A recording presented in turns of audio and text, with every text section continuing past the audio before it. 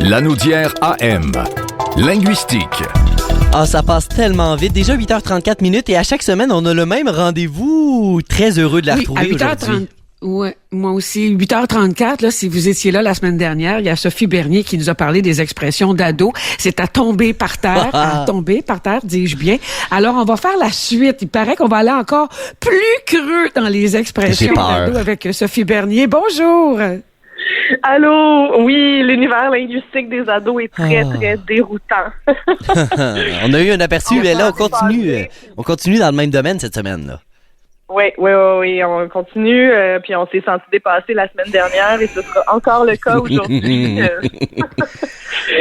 Première chose importante avec le vocabulaire des jeunes, c'est qu'il y a autant de variantes qu'il y a de groupes d'amis. Il faut en prendre puis en laisser. Puis ensuite, ça se peut aussi que vous avez rien entendu de tout ça parce que ça se dit à l'école ou entre eux, mais pas nécessairement devant des adultes. Mais bon, assez de précautions. Première expression des jeunes très populaire, c'est « je suis down ». Ah ben oui, moi je suis down de faire ça, là. J'ai envie de faire ça. Willing? Ouais. Okay. Oui. Ça veut dire que je suis intéressée, ça me tente. Donc oui, le contraire d'être down dans le sens d'être déprimé ou triste, qui était comme le sens normal. Je suis down, ça demande plutôt l'enthousiasme, et ça, même si on le dit sur le ton le plus blasé du monde, ça te tente de faire un gâteau? Je suis down. Je suis down. Enthousiasme. Bon, la prochaine, Diane, une chance que tu es bien assise parce que t'en reviendras pas. C'est une tendance avec un seul mot qui remplace tous les mots. Oh non. Et, oh non. Et ce mot-là, c'est bail. Le bail. B-A-I-L. Ah, ça remplace donc tout. Ben, presque tout, vous allez voir. Oubliez ce que vous savez du mot bail, là, commençant. C'est-à-dire là, un contrat de location pour un appartement ou autre. Okay. On oublie tout ça pour un instant. Pour les jeunes d'aujourd'hui, l'expression le bail peut avoir plusieurs significations en fonction du contexte. Par exemple, c'est quoi les bails? Ça veut dire quelles sont les nouvelles? Que se passe-t-il? Ça, c'est pratique pour l'émission du matin. Ah ben oui. Quels sont c'est quoi les bails? Parle-nous donc des bails. Ouais, c'est ça, les bails avec François Moret. Oui. Ils disent aussi avoir un bail pour parler d'avoir une relation amoureuse en perspective. Donc, avoir un bail, c'est l'équivalent d'avoir un kick ou un prospect, si on veut. Bon, je suis sur un bail présentement, là. C'est pas signé encore, tu sais. Oui. OK. Ou avoir un bail, ça peut aussi être avoir un plan, un arrangement, un accord. Bon, ça fait plus de sens un petit peu. Mais j'ai un bail. Oui. J'ai un bail. On dirait que ça... on dirait, je sais pas, ça fait pas dégradant, mais... Mais le jour où les jeunes vont signer des baux, là, vont signer leur bail pour une location, ils vont savoir que ça peut coûter cher, des baux. Oh que oui! Je me demande s'il n'y a pas un sens caché, justement, avec l'accès à la propriété. Ben, ça ou l'engagement de la jeunesse, c'est peut-être moins facile de s'engager en relation amoureuse avec tous les réseaux sociaux, etc., peut-être. Je sais pas. En effet. Puis ça fait d'ailleurs un très, très bon lien avec la dernière signification des bails, parce qu'ailleurs, des bails, c'est utilisé abondamment, mais plutôt pour décrire des conflits entre amis. Donc, difficulté d'engagement, peut-être. Mais c'est beaucoup, comme tu dis. C'est beaucoup. C'est un mot pour remplacer beaucoup de mots, là. Oui, je l'avais dit, ça remplaçait tout, mais c'était tout et son contraire.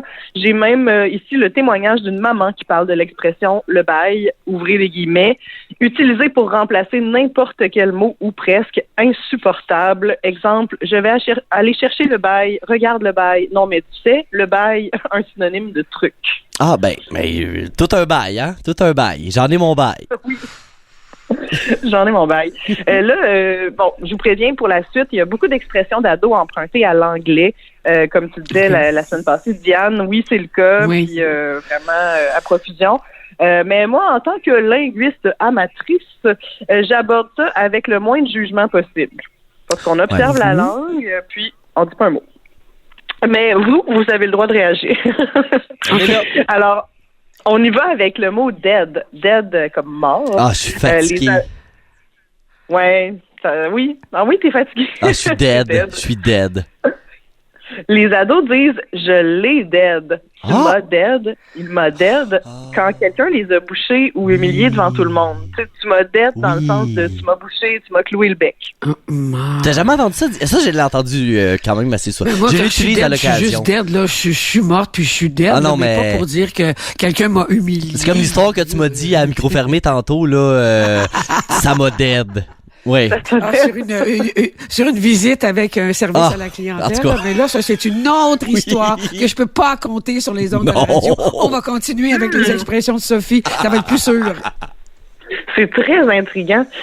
Donc, tu m'as dead dans le sens de tu m'as bouché, tu m'as cloué le bec, mais on s'entend qu'il n'y a aucun jeune en 2025 qui dirait tu m'as cloué le bec. Mais et non. Surtout pas je suis bouche bée, fait qu'ils vont dire tu m'as dead. Ou dans un autre contexte, plus subtil un peu, c'est quand quelqu'un les a fait mourir de rire. Tu m'as dead, tu m'as tué dans le sens de je suis mort de rire. C'est logique. Tu m'as dead un matin, je suis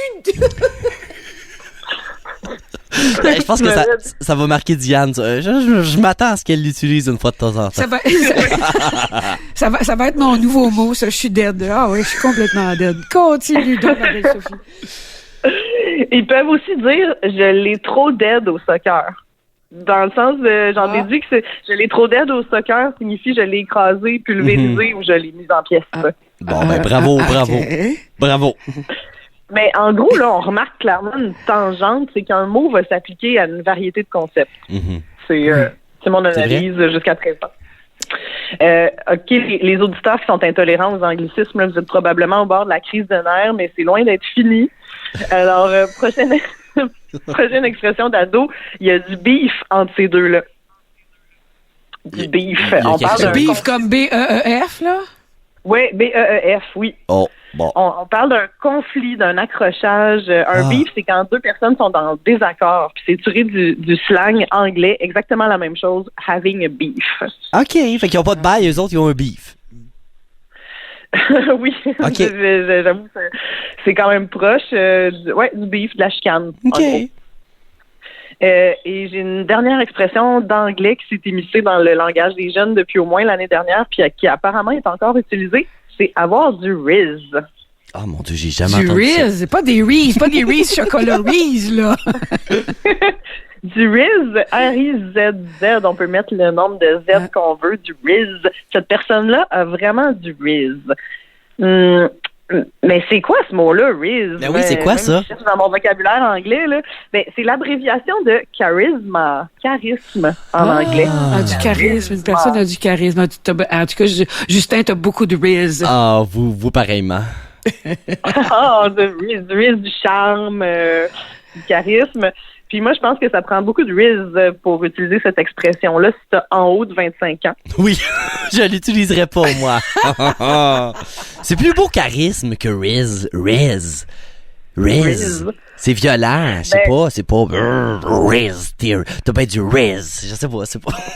Oui, ça évoque pas tout à fait ce que c'est, mais maintenant, si vous l'entendez, vous saurez que c'est positif, c'est pas... C'est positif. C'est du charisme. Alors, OK, juste parce que je me suis imprégnée de l'univers linguistique des ados dans les dernières semaines, puis je me suis comme imbibée de l'esprit de provocation, puis c'est là que je vais pousser les limites exactement où ça fait mal, comme si j'avais 15 ans. La prochaine expression d'ado, c'est encore un anglicisme. On s'en sortira pas. J'ai du bon tea pour parler de patinage, de commérage. Oh. Du bon quoi? Exactement comme du thé, en fait, T-E-A. Oui, du thé. Ça, j'ai entendu ça dans une série télévisée. RuPaul Drag Race, là. Ils utilisent souvent ce terme-là. Ils utilisaient, en tout cas, souvent ce terme-là. Le tea, oui. C'est quoi le tea? C'est quoi, la signification? Oui, c'est ça. C'est vraiment intéressant. Ben, comme Sophie l'a dit, c'est ça. C'est dans le fond, ils utilisaient ça, tu sais, pour, c'est quoi les nouvelles? C'est quoi les potins, entre autres? C'est quoi la bonne recette aussi? Ils utilisent ça aussi souvent. Oui, exactement. Tu as mis le doigt dessus, Justin. C'est what's the tea? Alors, quel est le potin? Puis c'est exactement la bonne origine. Dans le fond, l'expression tea est originaire de la culture drague noire, comme notre cher RuPaul. Et c'est devenu un terme plus largement utilisé chez les jeunes dans la communauté en ligne, en premier lieu, pour signifier les potins. Puis même l'expression « révéler le secret » est de plus en plus remplacée par « spill the tea ». Oui, ben c'est ça. Mon Dieu, je suis content. Je pensais pas que tu étais au courant de ça. Je me surprends moi-même. Là, tu viens de parler de RuPaul et effectivement, là, j'ai allumé. Oui, c'est ça, je te vois. C'est vraiment une expression qui vient de lui, en fait. À 100%. Oui.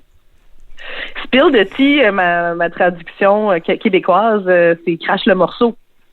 Oui. C'est dis-nous tout, révèle le potin, spill the tea. Ouais. On peut aussi dire that's tea. C'est pour utiliser un potin croustillant, une révélation surprenante ou même un événement dramatique. Il se passe une scène, là, puis c'est juste trop that's tea. OK. That's tea, mon frère. Frère, that's tea, frère. Puis comme frère, on l'a appris la semaine passée, il peut s'utiliser seul, ben tea peut s'utiliser seul aussi, juste tea tout court pour désigner un événement dramatique justement ou un potin particulièrement intéressant. En gros un peu comme flemme, frère, tea, tout ça peut se passer des autres C'est drôle autour. Que tu parles de ça, puis en même temps, hier, j'étais dans un service à la clientèle pourrie, et à un moment donné, j'ai regardé la fille, puis j'allais appeler « Hey, frère! » T'as pas fait ça pour vrai? Oui, hey, frère, est-ce que t'as des toilettes? Et elle m'a pas trouvé drôle du tout. Oh non, t'as pas fait ça pour vrai. Oh mon Dieu. Écoute, ça fait partie de un petit détail de ce qui s'est passé hors d'onde ce matin avec mon histoire de ce qui s'est passé au service à la clientèle. Alors frère, est-ce que t'as des toilettes?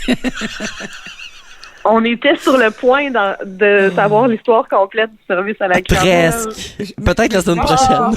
Non, je peux pas. Je peux vraiment. Ah non, c'est pas une bonne idée de dire ça en ondes. Bref. Allez, Diane, spill the tea. Spill the tea, Diane. Ah, vas-y, frère. Oui, frère. Non, est-ce que tu as une dernière expression? On pense à ce point-ci avoir tout compris du langage des jeunes, puis j'avoue qu'on a fait un bon bout de chemin ensemble dans les 2 dernières chroniques, mais je vous ai gardé les expressions les plus créatives et les plus étonnantes pour la semaine prochaine. Il en reste encore! Oui. Mon Dieu! J'aime ça! Des plus nichés, là, des affaires pas possibles, mais vraiment qui m'ont fait du beau rire. Je m'abreuve à ta fontaine, Sophie. Vraiment, là, c'est divertissant sur un temps.